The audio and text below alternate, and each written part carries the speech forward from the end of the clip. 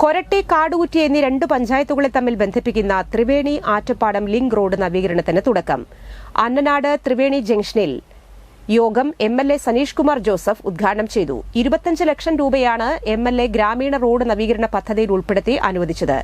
Kadukutty panchayat president Princy Francis അധ്യക്ഷയായി. Vice president P C. Ayyappan, സ്ഥിരം സമിതി അധ്യക്ഷന്മാരായ രാഖി സുരേഷ്, മോഹിനി കുട്ടൻ, പഞ്ചായത്ത് അംഗങ്ങളായ Molly Thomas, K N. Rajesh, Daly Joy, Varkey Thelakkat, block member Leena Davis, രാഷ്ട്രീയ പാർട്ടി നേതാക്കളായ Thomas I Kannath, Sreejith Narayanan, Jose Alappat, K C. Subran, P V. Suresh, Sreedevi Narayanan, Bindu Subran, K. Rajagopal എന്നിവർ സംസാരിച്ചു.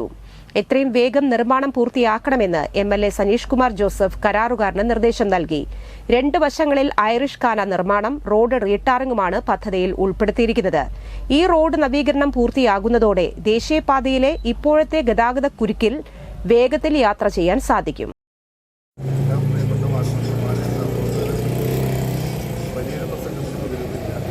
നമുക്കറിയാം, നമ്മുടെ ഗ്രാമീണ റോഡുകളൊക്കെ പല കാലങ്ങളും നമുക്ക് 150 കോടി രൂപയുടെ കുടിവെള്ളമാണ് നമ്മുടെ നിയോജകമന്ത്രി അനുവദിച്ചിട്ടുള്ളത്. ജൽ മിഷൻ പദ്ധതിയുമായി ബന്ധപ്പെട്ടിട്ടുണ്ട്.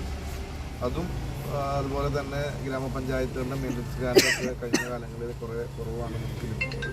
പല കാരണങ്ങൾ കൊണ്ട് നമ്മുടെ ഗ്രാമീണ റോഡുകളൊക്കെ കാലപ്പഴക്കം കൊണ്ട്